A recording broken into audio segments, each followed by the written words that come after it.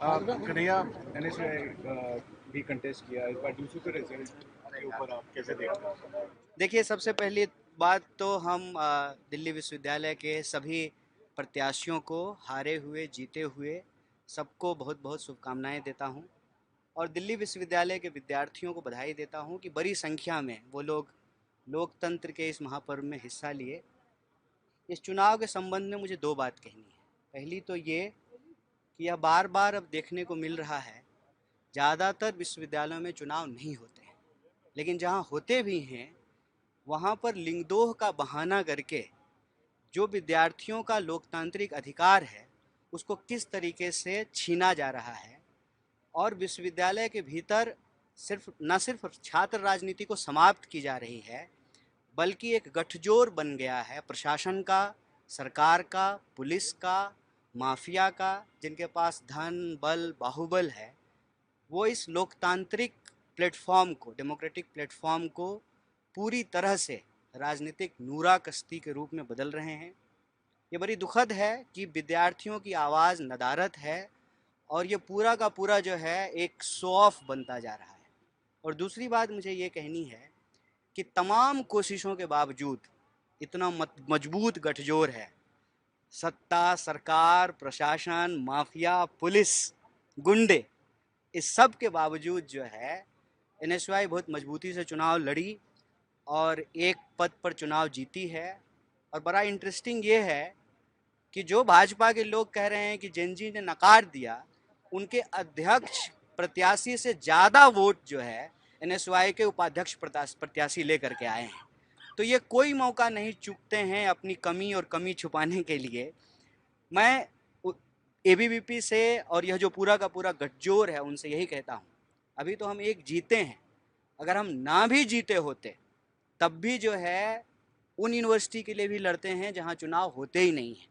तो दिल्ली विश्वविद्यालय के लिए तो हमारे पास एक पद है, ना भी होता तब भी एनएसयूआई जो है विद्यार्थी हित की बात, शिक्षा के लिए, देश के लिए और संवैधानिक अधिकारों के लिए पूरी ताकत से, पूरे जोर शोर से लड़ेगी। कन्हैया जिस तरीके से वोट चोरी की भी बात कर रहे थे राहुल गांधी, आपके एनएसयूआई के प्रेसिडेंट ने भी बोली कि वोट चोरी हुई, आपको लगता है कि दूसरे इलेक्शन में भी ये बात?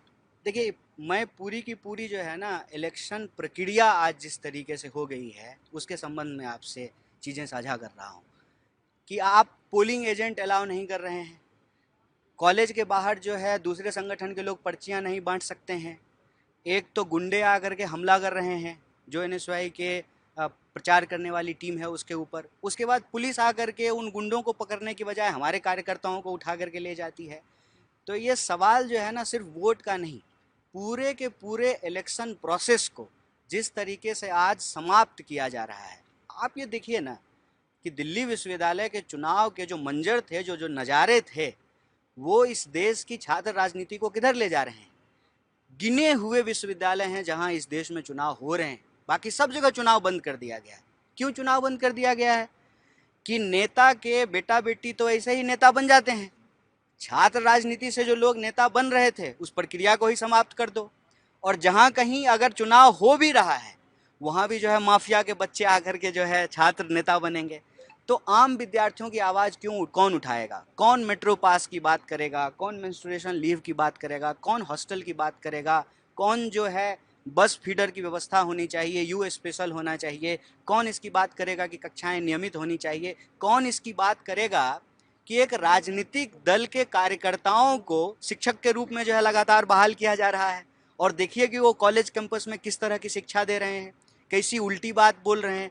आपने सुना ना अनुराग ठाकुर का वो बयान, क्या कह रहे थे? अंतरिक्ष पर जाने वाले पहले व्यक्ति कौन थे? यूपीएससी में अगर ये सवाल आए तो अगर अनुराग ठाकुर का जवाब लिख दें तो उनका बच्चा तो यूपीएससी शायद कंप्लीट कर ले, हम लोग तो नहीं कर पाएंगे।